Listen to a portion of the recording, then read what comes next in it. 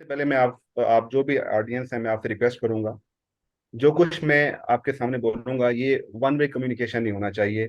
ये सिर्फ वो है जो मुझे कुछ पता है।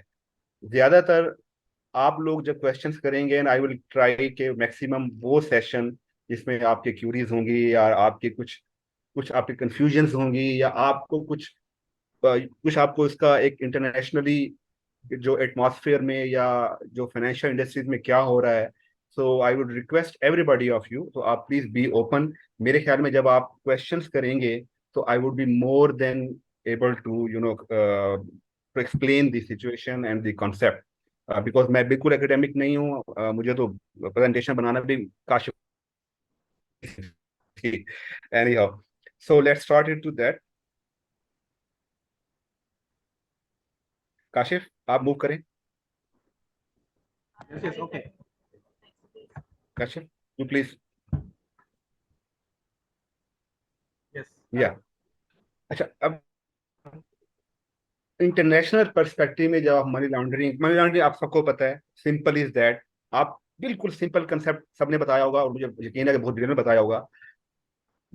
जो भी इलीगल आपका सोर्स है मनी का, उसको आपने एक लीगल सोर्स के तौर पे प्रेजेंट करना है दुनिया में। ये सिंपल है। यानी अगर आपके पास डर्टी मनी है, वट एवर सोर्स, कुछ भी सोर्स हो, टैक्स इवेजन हो, ड्रग ट्रैफिकिंग हो, ह्यूमन ट्रैफिकिंग हो, आपका करप्शन हो, कोई भी इलीगल सोर्स जिसको ह्यूमैनिटी एट लार्ज ये समझती है, जिसको दुनिया ग्लोब ये समझती है कि ये लीगल सोर्स नहीं है, वहां से अगर आपने कुछ कमाया और आपने फाइनेंशियल इंस्टीट्यूशन में चैनलाइज करके उसको आपने एक अपने लीगल सोर्स के तौर पे पेश करना हो, ये मनी लॉन्ड्रिंग कहलाती है। तो अब जब इंटरनेशनल पर्सपेक्टिव की बात है तो मैंने तो आई थिंक इट्स बेटर कि हमें थोड़ी सी हिस्ट्री पता होना चाहिए, क्योंकि जब हिस्ट्री का पता होना होगा तो ये बाकी आपको हर चीज समझ में आ जाएगी कि ये आज तक ये क्यों, Y people are around the world are concerned about the money laundering, why it has been become the hottest issue in the financial industries, and billions of dollars have been pumped to stop this money laundering, and lot of things, and countries are at war actually. People are at war, institutions at war because of this money laundering. So we will see why how it started and what historians talk about this. So one can arguably say that it is the practice from the beginning of the humanity, when actually the finance started. From there the money laundering practice started as well. How we can have a very history has a very clear evidence that it started from the Chinese merchant. When Chinese dynasties 2000 ago 2000 years ago, Chinese kings, they did not allow the merchant. That Chinese Silk Road, everybody knows that. So from the merchant who used to trade into the Silk Road, definitely they earn more than what they are at their home. The Chinese government or the Chinese dynasty at that time, they did not allow those merchants to reinvest that money into any new venture without the permission of the king or dynasty. So what Chinese merchants they do, whatever they earn the money from that, their seamanship or their trade, they used to take it and try to invest in some other jurisdiction outside this Chinese dynasty. So from there, this concept has been evolved. Okay, if you have the money which is being treated as illegal inside the boundaries of the jurisdiction where you live, and if you take that money and invest somebody somewhere else, because you are forced not to disclose it at your own jurisdiction, that is actually have some relationship with the money laundering. But this has been the concept, not been not been said as money laundering, but it has been used since that age. हमें सबको पता है कि USA जो है, USA की financial जो industry है वो हमारे लिए लैंडमार्क है पूरे दुनिया के फाइनेंशियल सिस्टम में। तो ये जो मनी लॉन्ड्रिंग का जो कॉन्सेप्ट है बेसिकली 1900 1920 के अंदर ये इवॉल्व हुआ, और ये यूएसए से ही इस कॉन्सेप्ट ने जो है वो बर्थ लिया है। और यूएसए ही, अभी आप देखेंगे कि USA financial industry of USA financial regulator, they call themselves as the champion of this anti money laundering drive. So how did they got into that? We just have a little look into that. What happened there in 1920? The U.S. government, the then US government, they actually banned the liquor trade. So before that, liquor, even now, liquor trade is now open. But at that time, due to some compulsion, U.S. government announced that the liquor, nobody can have the liquor trade until and unless it got the license from the government. So that prohibition, it is called as a prohibition era of the US, if anybody can go and check it. So that actually, that prohibition, it gives the impetus to the organized criminal, which are called mob. So they should have to think some new way, because they are involved into that liquid trade, how to get that money out of the liquid trade into the financial system, because the banks at that time, the financial institution at that time, they need to know the source of the money from the mobs and other things. So they came up a very novel idea, and that idea is actually known as the money laundering nowadays. So one of the U.S. mafia, his name is Al Capone. He was actually involved in that liquid trade and all sort of the mob criminal activity. He came up that idea. He actually established across the USA the laundromats. Laundromats is used basically the two words laundry and the automatic machine. So he actually set up the business of the automatic laundry machine across the Europe, which were actually run by the coin. So anybody who used to come and then put the coin and has their cloth laundered. So in disguise of that business, his people actually, they, because there was no restriction, there was no such there was no AL at that time, there was no financial regulations which comes to the automation. So they actually, they whatever they earned the money, they actually came and 24 hours, his subordinate, they pumped the coins into the laundry machine, and from that coins they used to have this, start their business. So that from that way, actually, the concept of money laundering came into the being. So this was, the first instance when money laundering. Am I audible? Yes, yes, you are. Okay, so this was the actually start of the money laundering history. Uh, उसके बाद 1980 तक actually money laundering में जो सबसे ज्यादा concept था वो था कि टैक्स इवेजन. मनी लॉन्ड्रिंग जो था वो फाइनेंशियल क्राइम के तौर पे नहीं देखा जा रहा था, बल्कि इसको एज ए टैक्स इवेजन के तौर पे देखा जा रहा था. तो 1980 के बाद जो, और 1980 से लेकर 2000 तक जो ड्रग ट्रेड है वो बेसिकली मनी लॉन्ड्रिंग के एक मनी लॉन्ड्रिंग के तौर पे सबसे ज्यादा. और even today, till today, drug जो ट्रैफिकिंग है या इलीगल ड्रग ट्रेड है, ये सबसे मेजर पार्ट है नेशनली मनी लॉन्ड्रिंग का. और 2000 के बाद, as all we know that international arena में जब ये 9/11 हुआ, तो उसके बाद जो टेररिस्ट फाइनेंसिंग है वो मनी लॉन्ड्रिंग का एक सबसे बेस्ट सोर्स बनी है. अब इंटरनेशनल हम देखते हैं कि मनी लॉन्ड्रिंग का प्रॉब्लम इंटरनेशनल लेवल पे है कितना. तो one might have to surprise. I was surprised actually when I came to know that कि वर्ल्ड की एक्चुअली 5% जो जीडीपी है वो $4 ट्रिलियन वो एक्चुअली मनी लॉन्ड्रिंग बिजनेस के तौर पे है. और ये आपको जो थर्ड लार्जेस्ट बिजनेस है मनी लॉन्ड्रिंग, नंबर वन जो आपका इंटरनेशनल बिजनेस है वो आपका इंश्योरेंस बिजनेस है. उसके बाद आपका जो पेंशन फंड है, in term of value I am talking about. And third largest business जो है वो आपका मनी लॉन्ड्रिंग है. So it was really very astonishing, and that is why the world is also very concerned about this money laundering. जो सबसे ज्यादा मैंने आपको पहले बताया कि सबसे ज्यादा मनी लॉन्ड्रिंग में जो एक्टिविटीज हैं वो आपकी drug illegal drug related activities हैं। और इनकी वजह से जो ईयरली जो आपको ग्लोबल फाइनेंशियल इंडस्ट्री है वो $10 बिलियन एक्सपेंस आउट करती है मनी लॉन्ड्रिंग की रोकथाम के लिए। तो आप समझ सकते हैं कि इसका स्केल कितना बड़ा है। और ये इसके अंदर एक ब्लेसिंग इन डिस्गाइज ये है कि जो आपके प्रोफेशनल कंप्लाइंस और मनी लॉन्ड्रिंग के फील्ड में हैं, ये उनके लिए एक एवर इवॉल्विंग फील्ड है। यानी $10 बिलियन अप्रोक्सीमेटली दुनिया फाइनेंशियल इंडस्ट्री जो है वो मनी लॉन्ड्रिंग की रोकथाम के लिए खर्च करती है। अब अ, एक तो ये हो गया। दूसरा, अब चूंकि इसकी अवेयरनेस की वजह से और इसके इतने एक हाई स्केल की वजह से जो दुनिया का जो फाइनेंशियल सिस्टम है जो ruled by basically US regulators and other, हम आएंगे उसके ऊपर।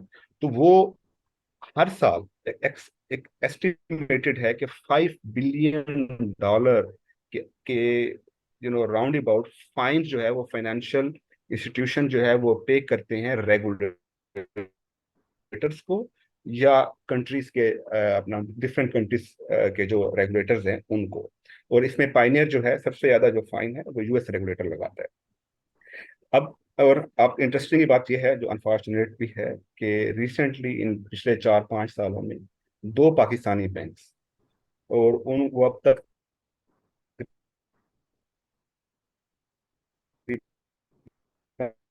$300 मिलियन जो है वो पेनल्टी पे कर। अब आपको मेरे ख्याल में जितने भी पार्टिसिपेंट्स हैं उनको अंदाजा होगा कि हमारा ये डॉलर जो है हमारे रिजर्व के लिए कितना इम्पोर्टेंस रखते हैं। और हमने 300 मिलियन डॉलर इन 5 सालों में सिर्फ यूएस गवर्नमेंट को फाइन के तौर पे दिया है। और उनमें से एक बैंक जो है वो गवर्नमेंट एक्सचेकर बैंक भी है।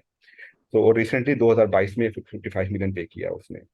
इसके अलावा अब हमारे बहुत से आई होप के ऑडियंस में हमारे बैंकर्स हैं तो उनको पता है कि quarterly state bank of Pakistan जो है वो आपकी एक रिपोर्ट इशू करता है जिसमें ज्यादातर ये कंप्लाइंस से रिलेटेड और अपना केवाईसी रिलेटेड आपके और ये सब बेसिकली ये लार्जर स्केल में एंटी मनी लॉन्ड्रिंग और केवाईसी और टेररिस्ट फाइनेंसिंग इस किस्म की जो अपना वीक एरियाज हैं बैंक्स के उनके ऊपर पेनल्टी इम्पोज करता है। और रिसेंटली जून में मेरे ख्याल में कोई ₹350 मिलियन के करीब जो पेनल्टी आई है।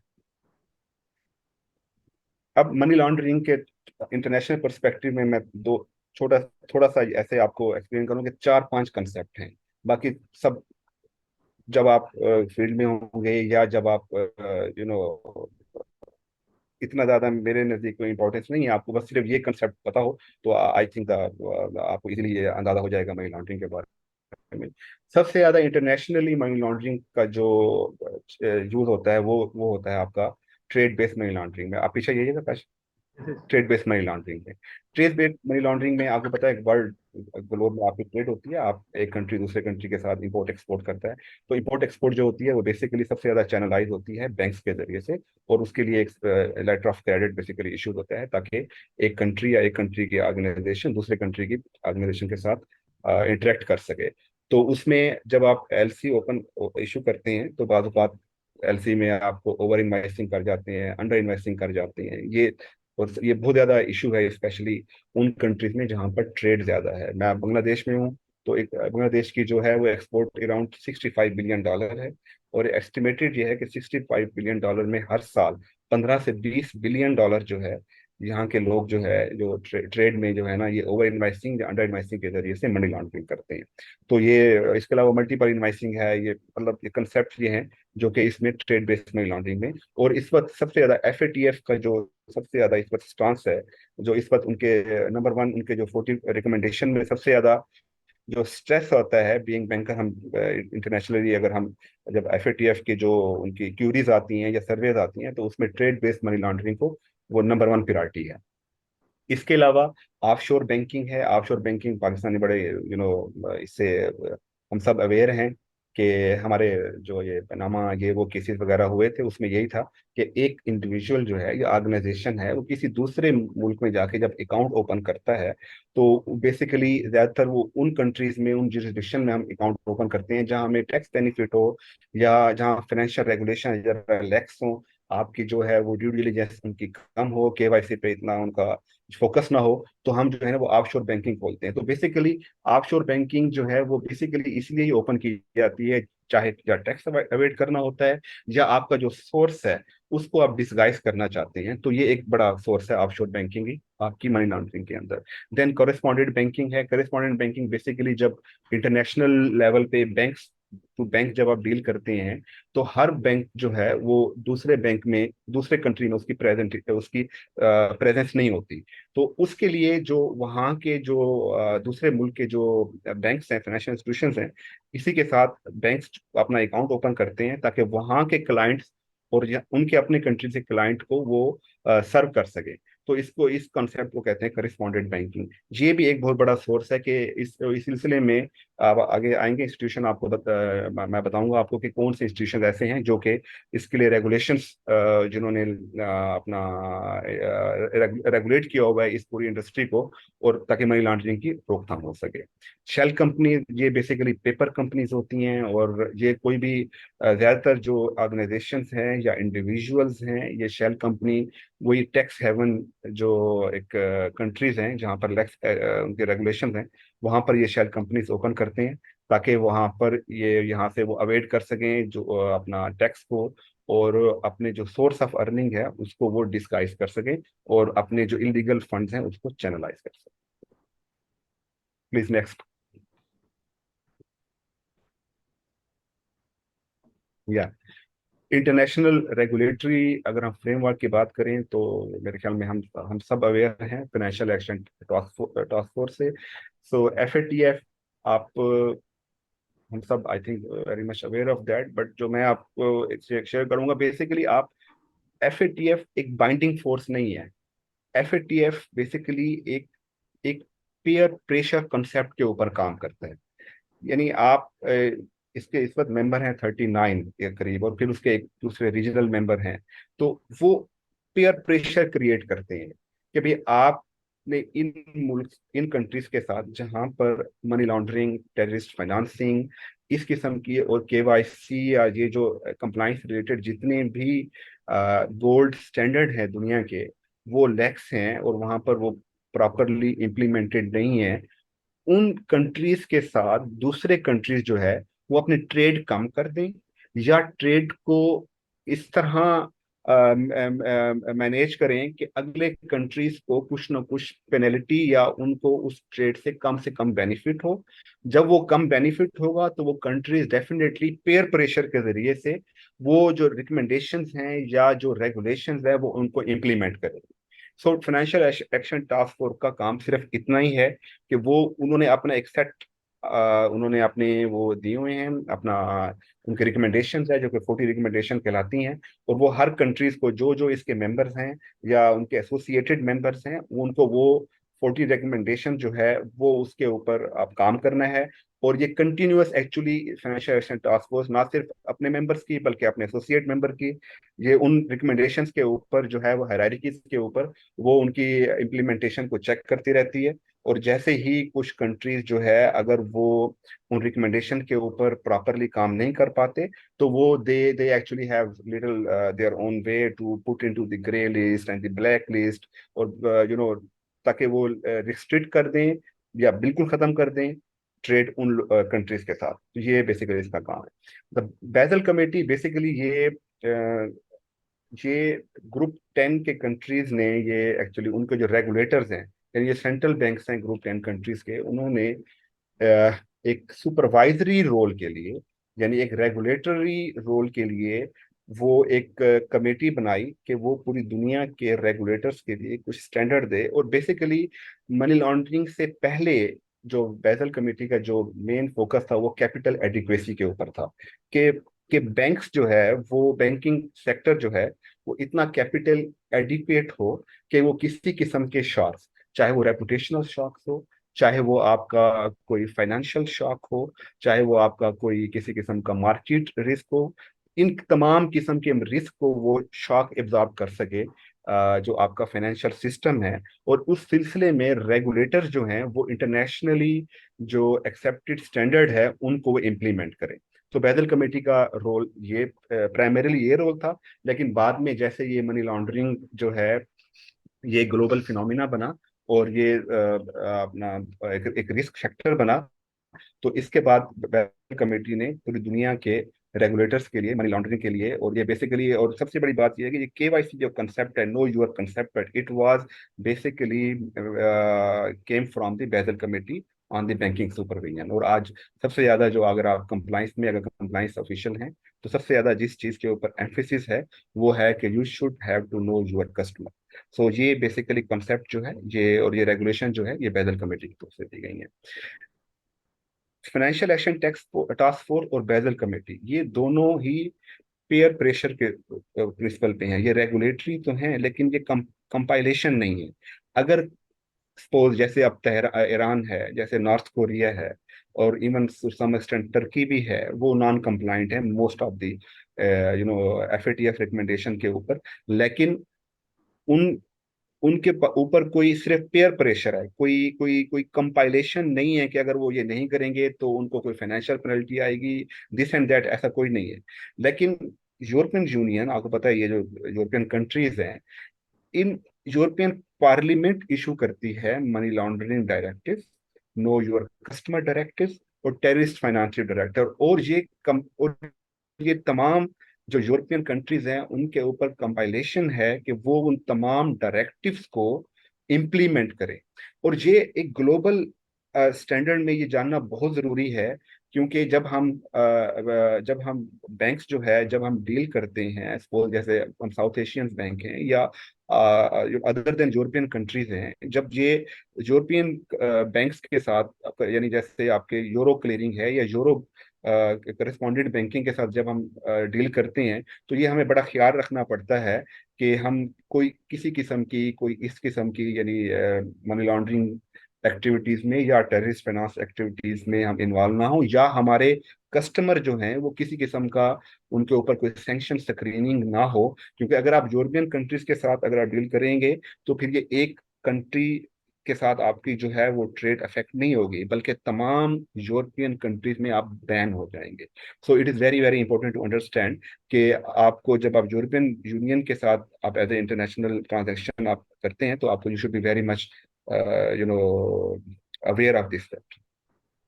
उसके बाद आ जाते हैं FATF style regional bodies.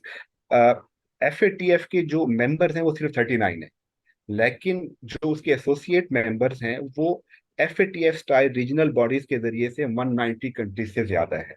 Pakistan भी FATF का डायरेक्ट मेंबर नहीं है।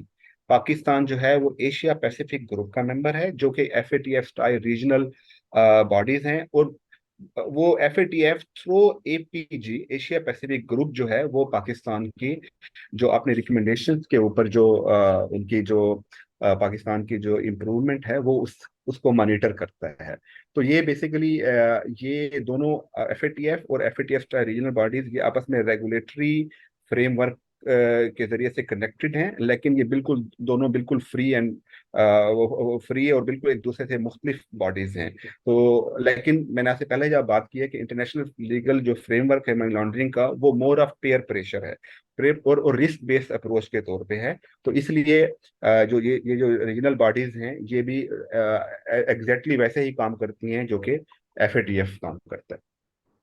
Then a very very important Egmont group of financial intelligence unit, maybe I was not there, but I hope कि यूसुफ ने शायद आपको बताया होगा कि जब भी कोई सस्पिशियस ट्रांजैक्शन होती हैं, तो ये हाईलाइट करते हैं अपने हेड ऑफिस को। और वो वहां पर जो हेड ऑफिस है, या किसी भी बैंक का जो हेड ऑफिस है, उसका जो कंप्लाइंस डिपार्टमेंट है, ये उसके ऊपर कंपल्शन है, मैंडेटरी है कि as soon as receive the suspicious transaction, और रिस्क बेस्ड अप्रोच के ऊपर ही हैज द सफिशिएंट प्रूफ कि ये जो अपना ट्रांजैक्शन है, या ये जो अकाउंट है, या ये जो कंपनी है, ये सस्पिशियस मनी लॉन्ड्रिंग या टेररिस्ट फाइनेंस एक्टिविटी में इन्वॉल्व हैं, तो इमीडिएटली इनको रिपोर्ट करना होता है कंट्रीज के फाइनेंशियल इंटेलिजेंस यूनिट को, जिसको मतलब मुख्तलिफ कंट्रीज में मुख्तलिफ होगा। मेरे ख्याल पाकिस्तान में FIU है शायद है, यहाँ बांग्लादेश में BFIU है। तो ये जो फाइनेंशियल इंटेलिजेंस यूनिट्स हैं, ये इनके पास जो है